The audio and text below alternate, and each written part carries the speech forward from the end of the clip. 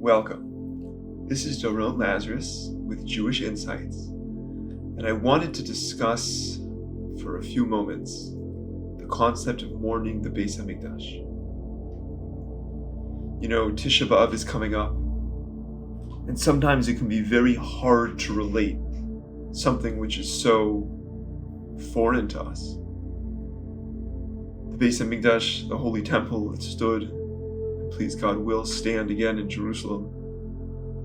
For sometimes it can seem like an antiquity. It can seem so distant, like what are we mourning? What are we really crying over? And we can hear lectures and learn about it and learn about the history and the meaning, but still, at times it can seem very foreign, hard to relate. Like we're just looking to get through these challenging days and move on to happier times, to live in the present. But in this powerful meditation, I would like to allow you to open up your mind and your heart and your soul to really appreciate what the Mikdash was and what we're mourning and what we're lacking. Not from a place of sadness, God forbid, but from a place of drive, of yearning, of aspiration, of clarity and reality. So with your permission, I ask you right now to join me on this journey. Go ahead and power down any of your outside electronic devices. Just allow yourself to find a private, quiet place to sit. Just begin by taking a few gentle breaths in and out. And with each breath that you take, you can feel any tension or stress that you're holding on to in your body to simply melt away, allowing you to feel totally safe and secure and relaxed. If you haven't already done so, you can go ahead and close your eyes. Relax your eye muscles. Allow your body to simply melt in to the chair or couch or bed that you're sitting on. Allowing every part of you to be open to this experience, to be open to learning, to growing, receiving. And I want you, as you continue to breathe in gently, I want you to imagine that you're walking through the streets of Jerusalem, the holy city. And it's the middle of the night. The narrow cobblestone streets are quiet and dark. As you make your way effortlessly down them, you can pick up on the quiet sanctity of the city's radiance, its holiness and splendor. Your heart realizes exactly where you're going. You're going into the Beit Hamikdash. And I want you to watch as you head down those steps, down to the Beit Hamikdash right there. You're taken as you stand at the bottom of the steps leading into the Holy Temple. With a gasp of beauty, complete overwhelm, looking at the most magnificent building, housing the divine presence, a place where physicality and spirituality mesh as one. A place that as you begin to move closer, you can just palpably feel an incredible love emanating from the creator of the universe for you and his people and his world. And as you stand on the bottom of these stairs, ready to enter, you see in front of you descends Hebrew letters that are glowing in an incandescent beauty and radiance.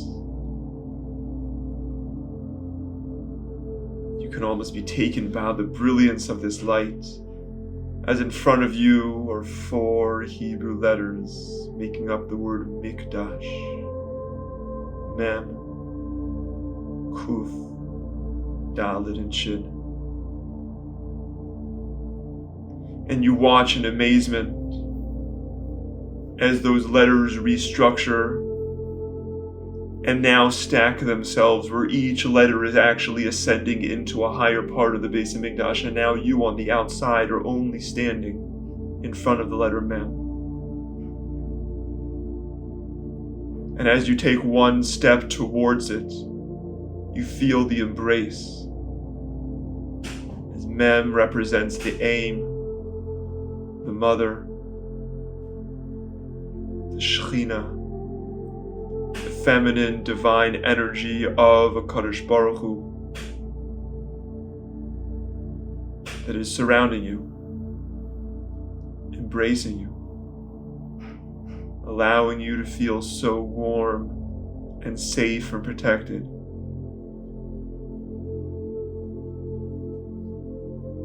And you understand that Mem, as the palindrome, is so consistent, it's so simple, it's pure. You understand it through and through, Toichai Kabaroi, and you feel this divine love without any stipulation, without any qualification. It's not dependent on who you are or what you've done in the past or even where you're going. It's a love that's beyond all of that. It's a love that's pure, unconditional, and holy. You allow yourself to feel that as you begin to ascend up the steps into the Mikdash. And now, as you enter the outer chamber of the Holy Temple, you feel yourself looking at the letter Kuf right in front of you. And you understand all of a sudden the emotional charge has changed, as the letter Kuf, mystically speaking, has negative connotations. It represents the klipa, the externalities that prevent us from becoming close to Hashem and close to holiness in this world. It represents the kar, the coldness, the distance from our divine mission.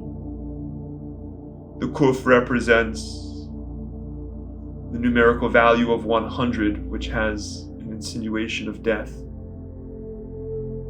David HaMelech, King David's soldiers, 100 died a day, and David told us to say 100 brachas a day to have the antidote to death, and you kind of feel this. You feel this klipa, this impurity that's surrounding you. And as opposed to trying to run away and running back to that Mem, I want you to embrace this letter Kuf too. And I want you to let down your guard and become totally real and raw and authentic with yourself right now. And I want you to be in touch with the klipas that you're holding on to.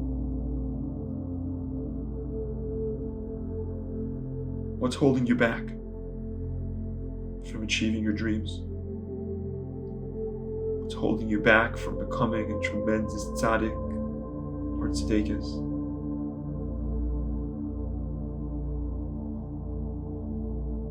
Is it taiva, lusting after physical material pursuits? Kinna, jealousy? Is it kavod, running after honor and egotism? What's holding you back? Perhaps it's anxiety, fear, depression, lack of self-esteem, self-worth. Acknowledge your klipas, don't run away from them.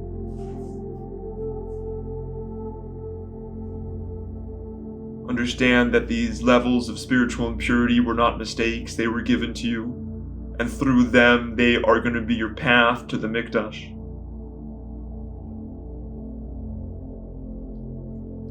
And I want you to imagine right now that the kuf is spreading out, and it's as if it's putting its hand out the long leg of the kuf and inviting you to take all of those klipas, all of those impurities that you're holding on to, that's holding you back from achieving your absolute mastery and greatness. And just put them there for safekeeping right now. And I want you to watch as that kar, that coldness that you were holding on to, that cynicism or that anger or that sadness, you're now releasing it. You're letting it go. Just notice how that feels. Because when you turn the kar around, when you turn the coldness around, you get rake. You get emptiness. You get openness. You get a vessel that is wide open, ready to upgrade and receive divine bounty and blessing like you could have never imagined.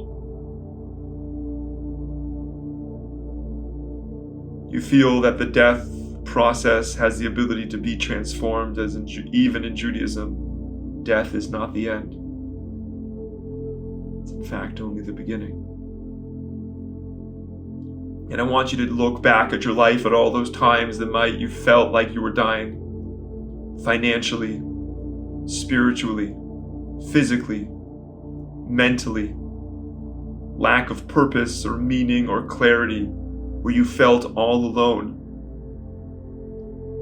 with nowhere to go and nowhere to turn.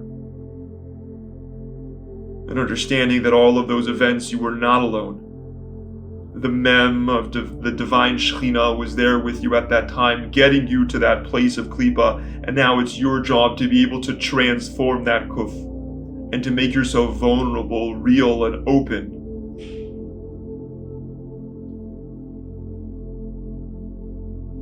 Just allow yourself to let it go.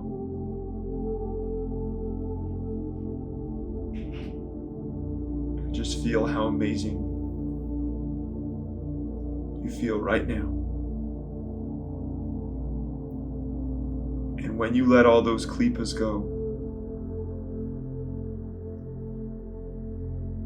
how do you think? What do your goals become? What's truly important to you? What is your honest capability and assessment in this world?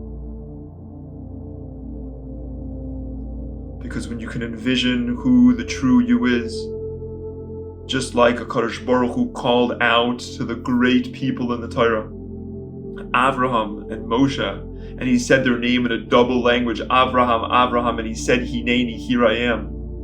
Says the Medrash that HaKadosh Baruch Hu was calling, that he had finally arrived at his highest potential, that the person down below on earth had actually matched the mirror image of what his spiritual divine potential was in heaven. And what does it look like to call your double name? Who are you at your highest level and highest depth? What could you dream of becoming if you could let go of those klipas and transform them? Who are you? And how are you going to get there?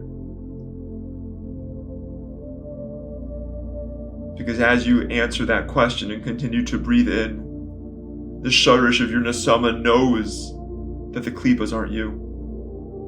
It knows that there's something so much greater for in life that it's yearning for. And as you do, you watch yourself now entering the inner courtyard of the Beit Hamikdash. And there's the letter Daled. A letter Daled that on one hand represents the word poor, Dal. But in fact, in that place of openness, of emptiness, of recognizing that you're willing to let everything go, that is in fact the place of your greatest spiritual freedom, where you now open up Hashem's ability in your life.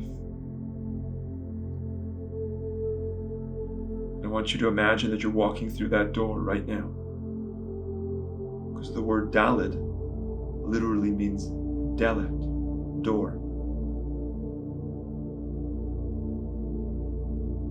What would it feel like to pass over that precipice?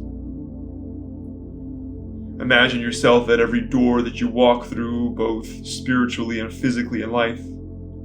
You feel yourself passing through a new threshold, a higher spiritual value, with a mezuzah every place that you go. What doors do you want to walk through in life? What opportunities are you afraid of taking that you could, with this newfound element of Mikdash, not only undertake but triumph? What act of chesed, of kindness, could you do for yourself or those around you or your community? How could you give back to the Jewish people at large? How could you transform your own mitzvos, the learning of Torah? What midos do you need to be able to work on that could accentuate like no one else on the planet? Your neshama knows exactly which door you need to walk through. And I want you to walk there right now. Because as you do, you're now entering the Kodesh HaKadoshim. And in there you can feel the palpable spiritual energy of the Beit Hamikdash, of the concentration of HaKadosh Baruch Hu's presence and a spiritual intensity that you could never imagine. You've been given a gift to be able to receive this as if it's millions of watts of divinity flowing through that space, flowing through you. You almost want to turn back out as it's too intense, but you're willing to stand there for a moment and appreciate who HaKadosh Baruch Hu is, b'kavaydu v'atzmai, as you feel this infinite divine light of the Ein Sof literally flowing through you and giving you such chiyus, such a life force like you couldn't imagine.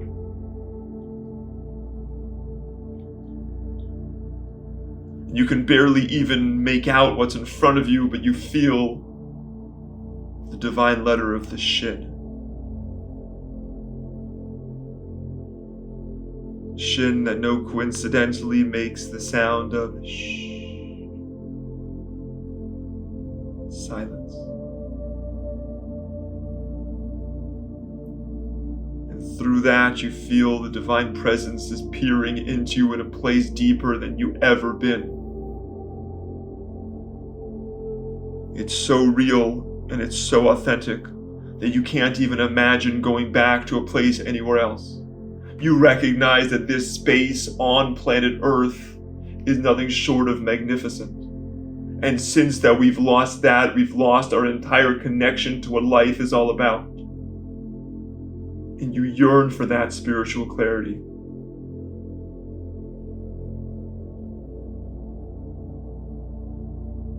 And you're okay in the silence. The Shin that represents Shema.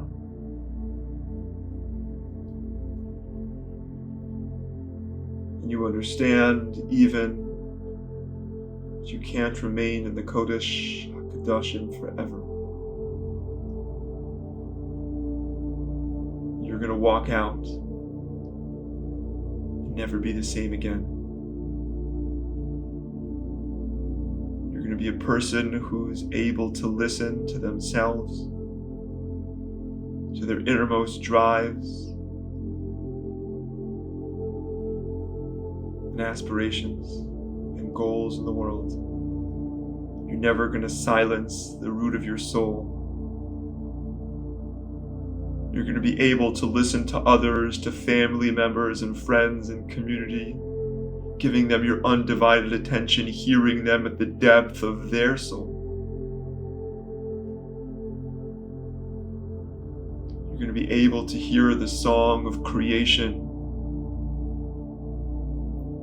both down from the subatomic structures right within us, to the cosmos and galaxies in the universe around us. You hear it playing a divine song that is nothing short of breathtaking. Every time that you say Shema, you're going to allow yourself to hear fully, richly, and deeply.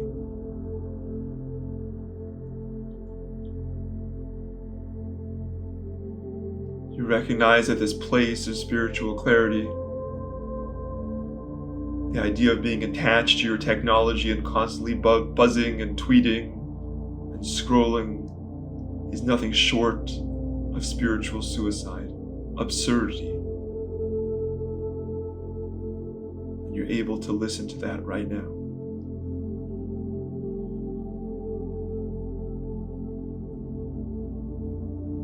And as you turn around, getting ready to leave the Beit Hamikdash from this brief experience, you recognize that that shin no longer has 3 heads. It now has 4.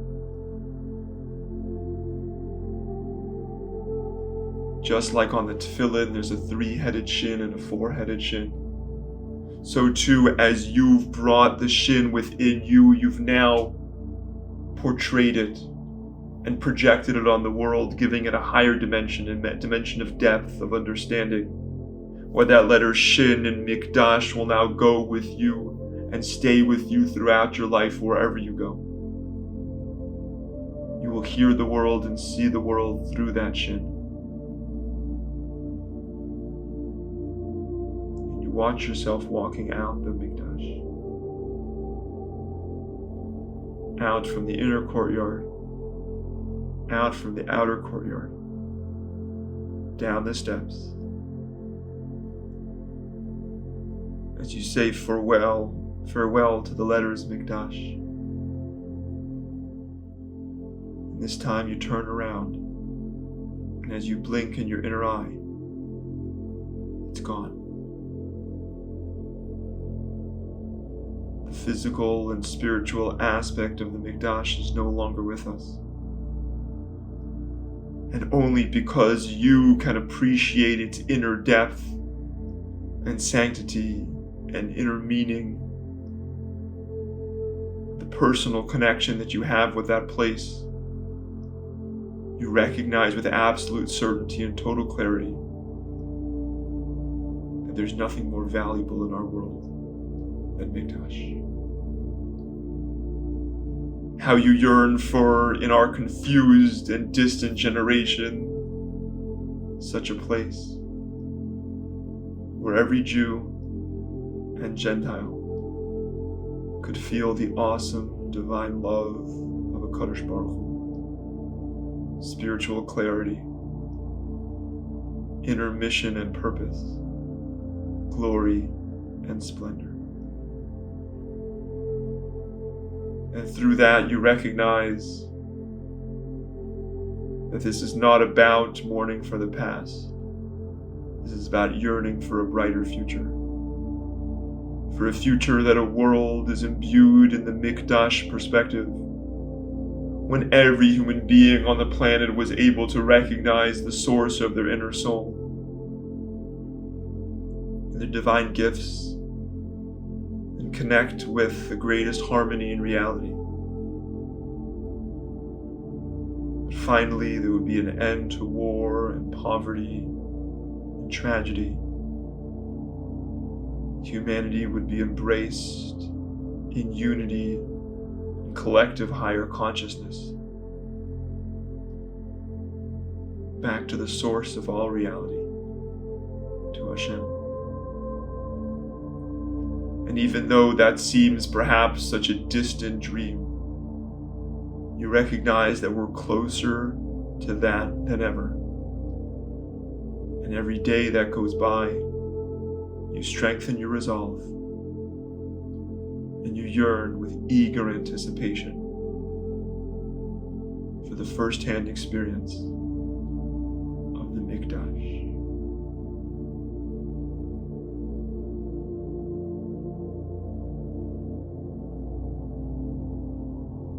You can go ahead now, and on the count of 3, you can move your fingers and toes, your hands and your feet. On the count of 2, I want you to take a deep breath in, feeling amazing, alive, and transformed. And on the count of 1, eyes wide open, ready to hear the song of the Mikdash all around you. Thank you for listening. I hope this meditation helped you.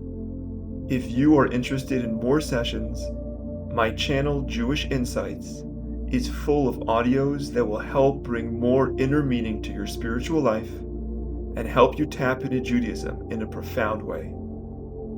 And if you are interested in working together to build an exciting new career and become a certified sleep coach, healing body, mind, and soul, please check out more at sleepcoachacademy.org.